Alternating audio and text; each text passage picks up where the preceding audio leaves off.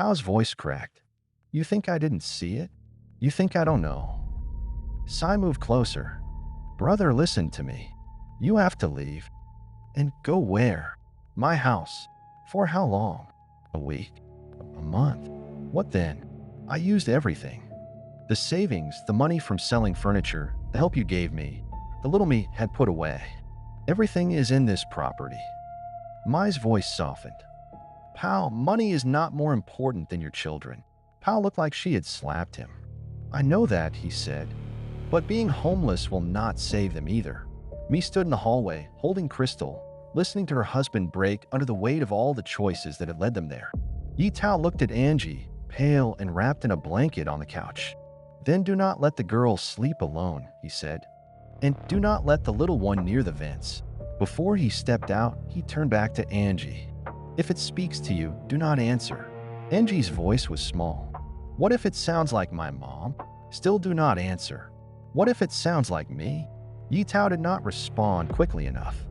And that was answer enough. The next week was worse. The haunting no longer hit. At 6:12 p.m. while me cooked rice, every burner on the stove clicked on by itself. At 9:30, Scott's bedroom door locked from the outside while he was inside screaming. At midnight, the television turned on to static, and through the white noise came a voice singing a lullaby me's mother used to sing when me was a child. Me unplugged the television. It kept singing. Crystal began talking to corners. At first, me thought it was normal.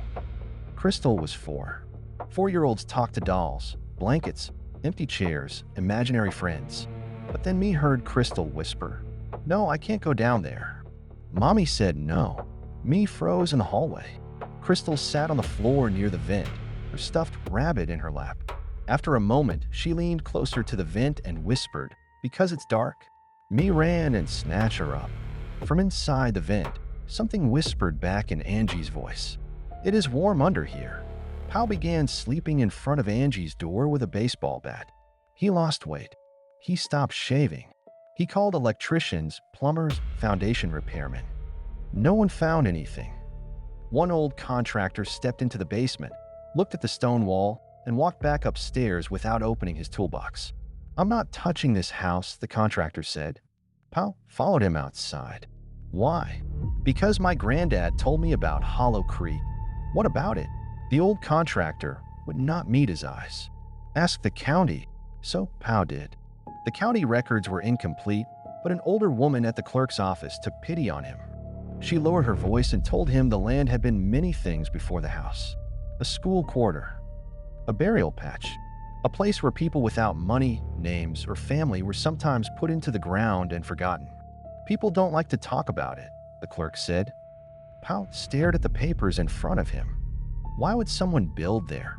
Same reason people do anything they shouldn't. Money, the clerk nodded. And time? Time makes people brave and stupid. Pao asked about previous owners. The clerk printed what she could. The pattern was clear. No one stayed long. 2 years, 4 years, 18 months, 3 years. Sold, sold, sold, sold. Always cheap, always quickly. No disclosures about hauntings. No warnings. Just signatures, closing dates, and silence. That night, Angie vanished for 11 minutes. They found her in the basement.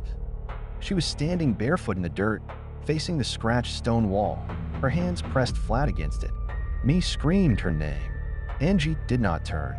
Pao ran down and grabbed her. Her skin was freezing. "Angie," he shouted. "Baby, look at me." "She says you can't afford to love me," Angie said. Pao froze. "What?" "She says you bought the house because money mattered more." "No. No, that's not true." "She says you traded us." Me shook her head. "That is not Angie talking." Angie turned slightly, but her eyes were still on the wall. "She says a father always pays." Pao slapped his own chest. "Take me then." Me grabbed his arm. "Pao, don't. You want someone." Pao shouted at the basement. "Take me." The basement went silent. Angie turned her head, not toward Pao, toward the floor. Then she smiled. She already did. The next morning, Pao called Pastor John Doe from the small church in town. Pastor John arrived that evening wearing jeans, boots, and a dark coat. He did not look like a movie priest. He looked like a man who had sat beside hospital beds, held grieving parents, and prayed in rooms where prayers did not always get the answer people wanted. "I want to say something before we begin," Pastor John said.